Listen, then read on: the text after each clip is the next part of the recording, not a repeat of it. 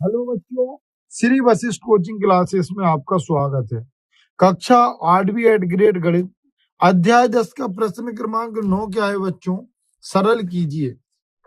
हमें इसमें सरल कर कर दिखाना है। क्या दे रखा है आपको? 2 की घात ऋण 3 गुणा 4 की घात ऋण 1 भागित 2 की घात ऋण 6। कैसे करेंगे बच्चों इसको?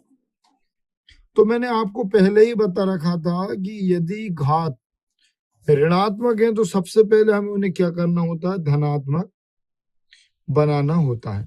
ठीक है, ये धनात्मक है, सॉरी है ना, ये धनात्मक है और ये ऋणात्मक है। देखो इसको मैं नीचे लेकर आऊंगा तो ये धन की ऋण की थी तो ये धन में आ जाएगी गुणा, इसको भी नीचे लेकर आऊंगा तो ये भी आ जाएगी आपकी धन में गुणा।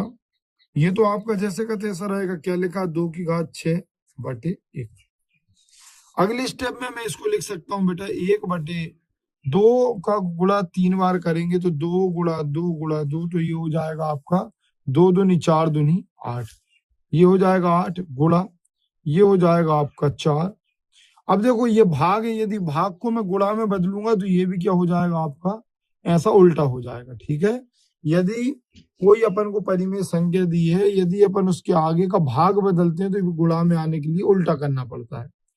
अब यहां भी 2 की घात कितनी लगी बेटा? 6, तो कर दो 6 बार गुणा 2 2 2 2 2 और ये 2। ठीक है, क्या हो गया? 1 2 3 4 5 6, तो 2 दूनी 4, 4 दूनी 8, 8 दूनी 16, 16 दूनी 32 और 32 दूनी 64, तो ये आ जाएगा बेटा 8 1/4 1/64।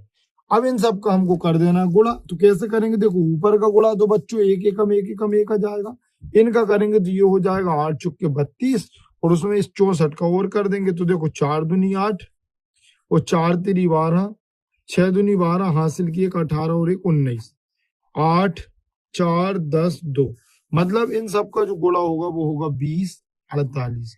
यही इस प्रश्न का उत्तर। इसी का प्रश्न क्रमांक 10 का पहला वाला क्या है बच्चों?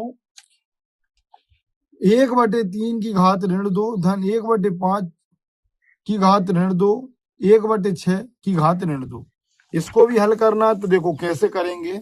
हमें सबसे पहले ये ऋणात्मक घात है उसको धन में बदलेंगे तो क्या करना पड़ेगा? इनको उल्टा करना पड़ेगा भाई, ऊपर का नीचे नीचे का ऊपर कर देंगे, यही तो हम सीखते चले आ रहे हैं।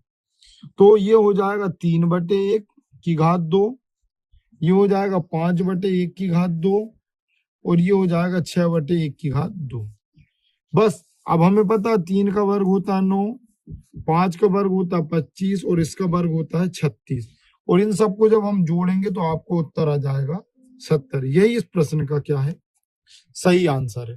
ठीक है, इसी का जो दूसरा प्रश्न है बच्चों वो क्या दे रखा है आपको? ऋण 2/3 की घात ऋण 2 और फिर उसकी भी जो घात लगी हुई है वो लगी है 2। अब हमें करना क्या है इस क्वेश्चन में?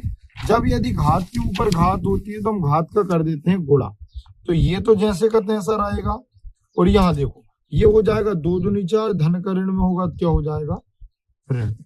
ठीक है, आगे हल करेंगे तो ये जो ऋण है इसको हमें धन में बदलना पड़ेगा घात को, तो ये कर देंगे हम उल्टा, तो ये हो जाएगा आपका 2 3/2 और उसकी घात लगी हुई है 4, तो बेटा 4 का बार गुणा कर देंगे तो 3 गुणा 3 गुणा 3 गुणा 3 ऋण 2 गुणा ऋण 2 गुणा ऋण 2 गुणा ऋण 2।